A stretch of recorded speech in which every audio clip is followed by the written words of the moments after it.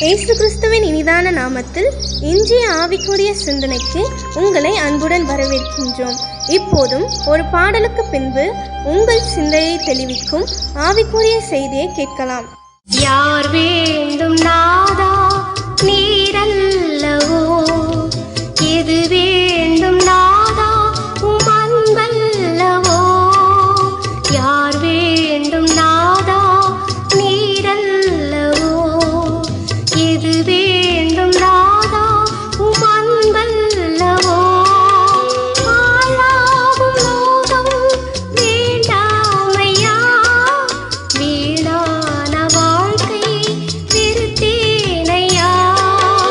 ஆளாகும் லோகம் வேண்டாமையா, வீணான வாழ்க்கை வெறுத்தேனையா. ஆண்டவர் இரட்சகருமாக இயேசுவின் இனிதான நாமத்தினால் உங்களை வாழ்த்துகிறேன். இந்த நாள் நம்முடைய ஆவிக்குரிய சிந்தனைக்காக நீதிமொழிகள் 28 அதிகாரம் 25 வசனத்தின் ஒரு பகுதியை நான் வாசிக்கிறேன். கர்த்தரை நம்புகிறவனோ செழிப்பான். இன்னைக்கு நாம் யாரை நம்புகிறோம்? வேதம் சொல்லுகிறது செழிப்பான ஒரு வாழ்க்கை அல்லது நம்முடைய வாழ்க்கையின் பகுதிகள் எல்லாம் செழிப்புள்ளதாய் மன நிறைவுள்ளதாய் மாற வேண்டும் என்று சொன்னால் கர்த்தரை நம்ப சொல்லுகிறது.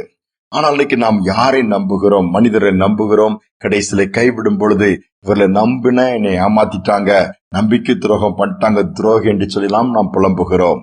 ஆனால் இன்னைக்கு கர்த்தரை நம்பி இருப்போம் என்று சொன்னால் ஒருபோதும் அவர் கைவிட மாட்டார். அவர் நம்முடைய வாழ்க்கையில தீமை செய்யவே மாட்டார். அவர் நன்மை செய்கிற தேவன், அதை நாம் மறந்துவிடக் கூடாது. அதனால்தான் கர்த்தரை நம்ப சொல்லுகிறார். அவரை நம்புகிறவர்கள் செழிப்பார்கள் என்று வேதம் சொல்லுகிறது. வேதத்திலே பார்க்கும் பொழுது யோவான் எழுதின சுவிசேஷம் 6 அதிகாரத்திலே வாசிக்கும் பொழுது பின்பகுதியில் சொல்கிற அந்த 68 வசனத்தை பார்க்கும் பொழுது அவரோடு இருந்த அநேக சீஷர்கள் பின்வாங்கி போய்விட்டார்கள் அவரை விட்டு. காரணம், அவருடைய உபதேசம் கடினமாக இருக்கிறது, இது பின்பற்றுவது கடினம், எங்களால் முடியாது என்று சொல்லி போய்விட்டார்கள். கொஞ்சம் பேர் 12 பேர் தேறுகிறார்கள். அப்பொழுது ஆண்டவர் கேட்கிறார், நீங்களும் என்னை விட்டு போக மனதா இருக்கிறீர்களான்னு சொல்லும் பொழுது பேதுரு சொல்லுகிறார், யாரிடம் போவோம்? உம்மை விட்டு நாங்கள் யாரிடம் போவோம்? ஜீவ வசனங்கள் எல்லாம் உம்மிடத்தில் அல்லவா வார்த்தைகள் உண்டு, யாரிடம் செல்வோம் என்று சொல்லுகிறார். அந்த இயேசுவையே நம்பியிருந்தார்கள், அவரே பின்பற்றினார்கள். ஒரு சூழ்நிலையிலே பின்வாங்க மறுதளிக்கக்கூடிய நிலைமை பேதுருக்கு வந்தாலும் இயேசு பேதுருவை தேடி போனார். காரணம், இயேசுவை நம்பி படகை மீன்கள் எல்லாவற்றையும் பின்பற்றினதை இயேசு மறந்து விட்டாரோ? இல்லையே. அந்த பேதுருவை தான் மீண்டுமாய் உருவாக்கி வல்லமையினால் நிரப்பி மகிமையாய் பயன்படுத்தினார்.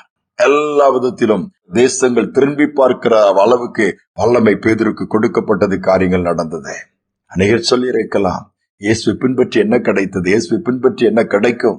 இயேசுவை பின்பற்றி பாருங்கள், இயேசுவை நம்பி பாருங்கள்.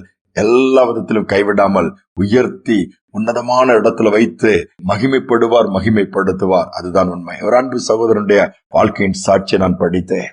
அவர் ஒரு கம்பெனியில சேருகிறார். அவர் அங்குதான் சில ஆண்டுகளாக வேலை செய்கிறார். அவர் படித்த படிப்பிற்கு அந்த வேலைக்கும் சம்பந்தம் கிடையாது.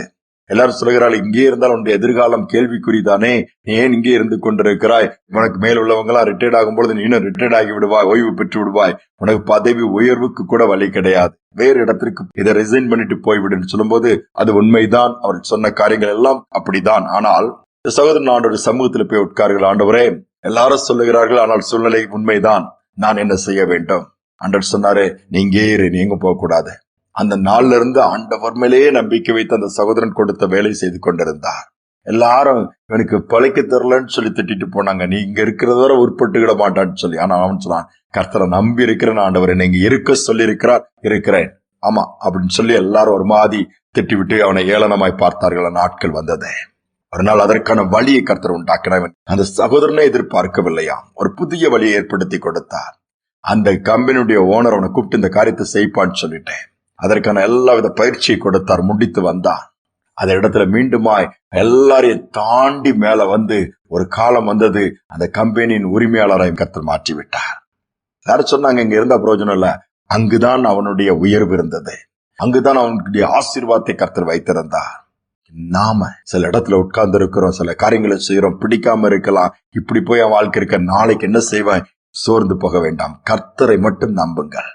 ஆண்டவர் உயர்த்துகிறவர், நன்மை கொடுக்கிறவர், ஆசீர்வதிக்கிறவர், செழிப்பை கட்டளையிடுகிறவர். நிச்சயமாகவே உங்களுக்கும் செய்வார். சோர்ந்து போக வேண்டாம். எங்க போய் மாட்டிட்டோமா, இங்க போய் இப்படி இந்த காரியங்களை குறித்தெல்லாம் புலம்புவதை நிறுத்திவிட்டு, ஆண்டவரை நான் உண்மை நம்பி இருக்கிறேன், உதவி செய்யும். உதவி மட்டுமல்ல, உயர்வையும் கொடுத்து உன்னதமான இடத்திலே உட்கார வைப்பார். ஜெபிப்போம். அன்பின் தகப்பனே, நம்புகிற ஒவ்வொருவரையும் செழிப்பான இடத்துல நீ வைக்கிறவர் அப்பா. தரித்திரங்களை மாற்றுகிறவர், வனாந்தரத்தை வயல்வெளி ஆக்குகிறவர் அப்பா. அமாந்தரத்திலே ஆறுகளை உண்டாக்குகிற தேவன் நீர் அப்பா. அவன் நம்பி பொறுமையோடு காத்திருக்கிற பிள்ளைகள் ஏராளம்.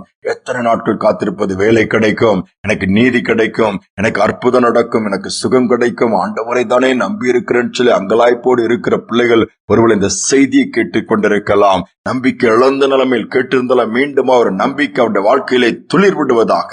அற்புதங்கள் நடக்கட்டும். என் மகிமைப்படும் பெரிய காரியங்களை செய்யும். தாழ்த்தி ஒப்புக் கொடுக்கிறேன். துதி கன மகிமை எல்லாவற்றையும் செலுத்துகிறேன். இயேசுவின் நாமத்தில் வேண்டிக் கொள்கிற நல்ல பிதாவே, ஆமேன், ஆமேன். கர்த்தரை நம்புவோம், செழிப்பை சொந்தரிப்போம்.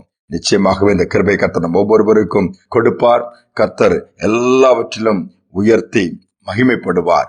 கண்மலையை பெயர்க்கும்படியாக தான் கர்த்தர் நம்முடைய கரத்தை பிடித்திருக்கிறார். சிந்தனையோடு நாளை தொடருவோம். மீண்டும் நாளை தினம் சந்திப்போம்.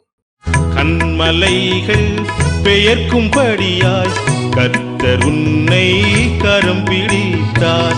கண்மலைகள் பெயர்க்கும்படியாய் கர்த்தர் உன்னை கரம் பிடித்தார். காத்திருந்து பலனடைந்து கழுகு போல எழும்பிடுவாய். காத்திருந்து பலனடைந்து கழுகு போல எழும்பிடுவாய். நம்புவேன் இயேசுவை, நம்புவேன் இயேசுவை, நம்புவேன் இயேசுவை, நம்புவேன் இயேசுவை. காக்கும் கரங்கள் குண்டனுக்கு காத்திடுவார் கிருபையாலே.